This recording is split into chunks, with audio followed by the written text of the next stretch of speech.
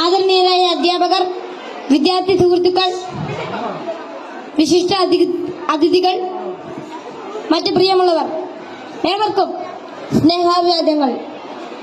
മാനവ ചരിത്രത്തിൽ ഇന്നുവരെ നേരിട്ടിട്ടുള്ള എല്ലാ ദുരന്തങ്ങളെക്കാളും ഭയാനകവും പ്രകൃതിശേഷിയേറിയതും നാശകരവും പ്രത്യാഘാതം ദീർഘകാലത്തേക്ക് നിലനിൽക്കുന്നതുമായ ഒരു മഹാവിപത്താണ് ലഹരിയുടെ ഉപയോഗം. ഓരോ കുട്ടിയുടെയും ജീവിതത്തിലേക്ക് ഹരമായും ഉന്മാദമായും ഉറ്റ ചങ്ങാതിയായും മൃദുവാസത്തോടെ പടികയറി വരുന്ന ലഹരി മരുന്ന് ഏതു വിധേനയായാലും ഒരു പ്രാവശ്യം ഉപയോഗിച്ചാൽ പിന്നെ അതിന്റെ തോഴനും പിന്നീട് സന്തത സഹചാരിയായും അധികം വൈകാതെ അടിമയുമാക്കി മാറ്റുന്ന മാന്ത്രിക ശക്തിയാണ് മയക്കുമരുന്നിനുള്ളത്. മയക്കുമരുന്നിന്റെ ഈ മാന്ത്രിക ശക്തിയെക്കുറിച്ച് പറയുമ്പോൾ കടൽക്കിടവിന്റെ കഥയാണ് എനിക്ക് ഓർമ്മ വരുന്നത്. കൂട്ടുകാരെ, നിങ്ങൾ കടൽക്കിടവിന്റെ കഥ കേട്ടിട്ടില്ലേ? വെയിലാറുന്ന സായാഹ്നങ്ങളിൽ കടൽ തീരത്തിന്റെ മണൽത്തട്ടിൽ നടക്കാനാവാതെ അവശനായി കിടക്കുന്ന വൃദ്ധനെ കാണാം. കരുത്തരായ യുവാക്കൾ ഒറ്റയ്ക്ക് ആരെങ്കിലും അടുത്തെത്തിയാൽ തന്നെ അല്പദൂരത്തേക്ക് മാറ്റിക്കിടത്താൻ ചെറുപുഞ്ചിരിയോടെ വിനയാന്യനായി അപേക്ഷിക്കും. മനസ്സലിഞ്ഞ് സഹായിക്കാൻ തയ്യാറായാൽ എടുത്തു മാറ്റാൻ കിഴവൻ അനുവദിക്കുകയില്ല. തോളിൽ കയറ്റാൻ നിർബന്ധിക്കും. തോളിൽ കയറിയാൽ കിഴവന്റെ തനി സ്വഭാവം പുറത്തു വരും. തന്നെ വഹിച്ചവൻ കുഴഞ്ഞു വീണ് മരിക്കുന്നതുവരെ തോളിൽ തന്നെ ഇരിക്കും. നന്നേ ഭാരമുള്ള കിഴവനെ ചുമന്ന യുവാവ് മരിച്ചു എന്ന് ബോധ്യമായാൽ ഇറങ്ങി അല്പമകലെ മാറിക്കിടക്കും, അടുത്ത ഇരയെയും കാത്ത്. ഇതുപോലെയാണ് ലഹരിയുടെ ഉപയോഗവും. ഒരു പ്രാവശ്യം രുചിച്ചു നോക്കിയാൽ പിന്നെ രക്ഷപ്പെടൽ അസാധ്യം എന്നല്ല, എന്നാലും വലിയ പ്രയാസം തന്നെ. മയക്കുമരുന്ന് ഉപയോഗിച്ചിറങ്ങാൻ പ്രേരകമാകുന്ന ഘടകങ്ങൾ പലർക്കും പലതാണെങ്കിലും പരിണിതഫലം എല്ലാവരിലും ഏതാണ്ട് ഒന്ന് തന്നെയാണെന്ന് പറയാം. ഉപയോഗിച്ച് തുടങ്ങുമ്പോഴുള്ള രസവും കൗതുകവുമെല്ലാം മാനസിക സംഘർഷങ്ങൾക്കും ശാരീരിക പ്രശ്നങ്ങൾക്കും വഴിമാറും. പിന്നീട് ഇതില്ലാതെ ജീവിക്കാൻ കഴിയില്ലെന്ന സ്ഥിതി വരുന്നു. ലഹരിക്കാംശമായ പണം കണ്ടെത്തുന്നത് പ്രയാസമായി തീരും.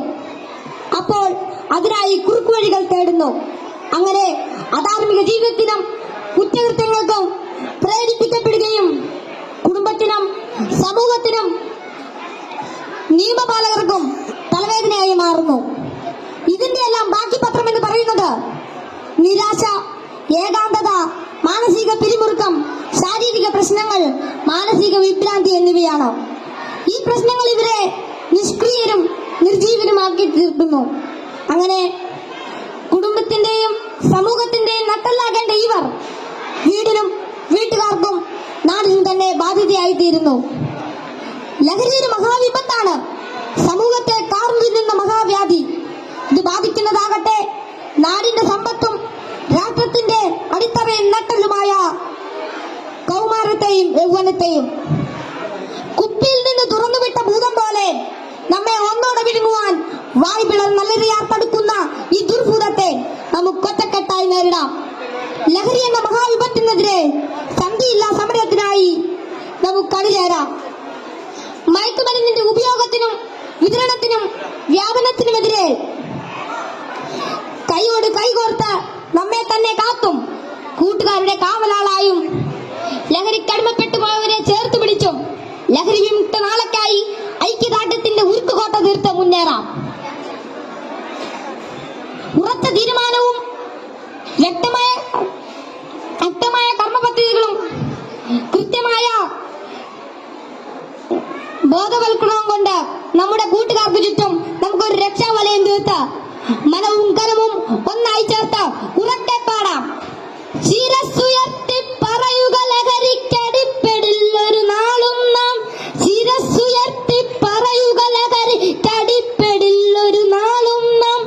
വരം കണക്കെ കിട്ടിയ ജീവിതം എറിഞ്ഞുടയ്ക്കുകയില്ല നാം. വരം കണക്കെ കിട്ടിയ ജീവിതം എറിഞ്ഞുടയ്ക്കുകയില്ല നാം. ശിരസ്സുയർത്തി ശിരസ്സുയർത്തി ശിരസ്സുയർത്തി പറയുക ലഹരിക്കടിപ്പെടില്ല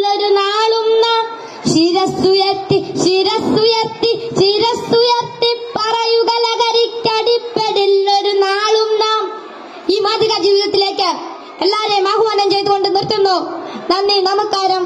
താങ്ക് യു ആൾ.